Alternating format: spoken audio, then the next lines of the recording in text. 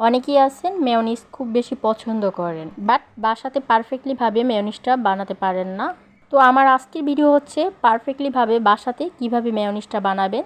তার জন্য আমি এখানে একটা ডিম নিয়েছি, দিয়ে দিলাম একটা কাঁচামরিচ, একটা রসুনের কোয়া, কয়েকটা কালো গোলমরিচ আর একটু সরিষাটা একটু বেশি করে দিতে হবে, সামান্য একটু লবণ, একটু চিনি আর হচ্ছে তেলটা আমি একবারে দিব না, দুইবারে দিব।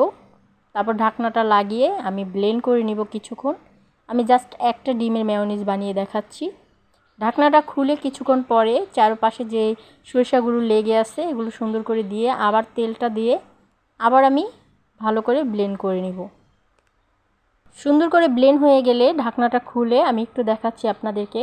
একটু হচ্ছে আমি টমেটো সস দিয়ে দিলাম, আবার একটু তেল দিয়ে দিলাম, তারপর একটু নেড়ে চেড়ে আবার কিছুক্ষণ ব্লেন্ডারে ব্লেন্ড করে নিব। এখন হচ্ছে ঢাকনাটা খুলে আমি একটু দেখাচ্ছি আপনাদেরকে কতটা ঘনত্ব হয়েছে আর দেখতে কতটা সুন্দর হয়েছে। আসলে এভাবে মেয়োনিজটা একবার হলো বাসায় ট্রাই করে দেখবেন, কোনো রকমের বাজে যেই ডিমের একটা স্মেল এটা থাকবে না, একদম ঘনত্বটা পারফেক্টলি হবে, খেতেও কিন্তু বেশ মজা হয়। যাদের বাচ্চারা মেয়োনিজ খেতে খুব বেশি পছন্দ করে অবশ্যই বাইরে থেকে মেয়োনিজ কিনে না এনে বাসায় এভাবে পারফেক্টলিভাবে মেয়োনিজ বানিয়ে দিতে পারেন, এতে করে খেতেও দারুণ মজার আর এটা অনেক বেশি হেলদিও থাকে। আমি এখন নর্মালিভাবে একটু পাউরুটিতে মেয়োনিজ লাগিয়ে কিছু শসা দিয়ে আমি খেয়ে দেখাচ্ছি। এটা এইভাবে খেতেও কিন্তু বেশ মজার হয়, চাইলে চিকেন দিতে পারেন সাথে বা ডিম ভাজি করে দিতে পারেন। আমি এখন শুধু মেয়োনিজ পাউরুটিতে মাখিয়ে নিচ্ছি খুব সুন্দর করে, আর একটু টমেটো সস দিয়ে দিচ্ছি সাথে করে, দিয়ে ভালো করে একদম পুরো পাউরুটিটার মধ্যে মাখিয়ে নিয়েছি। এখন একটু শসা কুচি করে চিপে নিয়েছি, শসা কুচি দিয়ে দিলাম।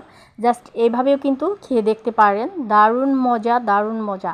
আপনারা চাইলে বাসায় চিকেন রান্না থাকলে চিকেন ভাজি করে দিতে পারেন বা ডিম ভাজি করে দিতে পারেন, সেটাও খেতে বেস্ট মজা হবে। একদম পারফেক্টলি যেই আমরা কিনে খাওয়ার যে মেয়োনিজটা সেটা থেকে আমি বলবো বাসায় বানিয়ে এইভাবে ট্রাই করে দেখবেন, এটা বেশি মজার হয়।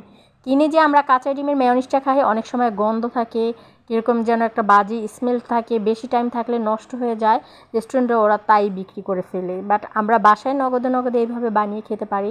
আর চাইলে আপনার সিদ্ধ ডিমটা করতে পারেন, সিদ্ধ ডিমটা দিয়ে করলে হয় কি 1 সপ্তাহের মতো ফ্রোজেন করে রেখে খেতে পারেন, একদম নর্মালি 1 সপ্তাহের মতো ফ্রোজেন করে রেখে খেয়ে দেখতে পারেন। আর আমি হচ্ছে আজকে কাঁচা ডিম দিয়ে করে দেখালাম, আরেকদিন অবশ্যই আমি সিদ্ধ ডিম দিয়ে করে দেখাবো। তো আমি স্যান্ডউইচ বানিয়ে খেয়ে নিলাম, কোনো রকমের চিকেন বা ডিম কিছুই নাই, জাস্ট মেয়োনিজ শসা টমেটো সস দিয়ে।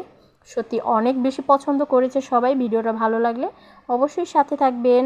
তো আজকের মতো এই পর্যন্তই, সবাই ভালো থাকুন, আল্লাহ হাফিজ।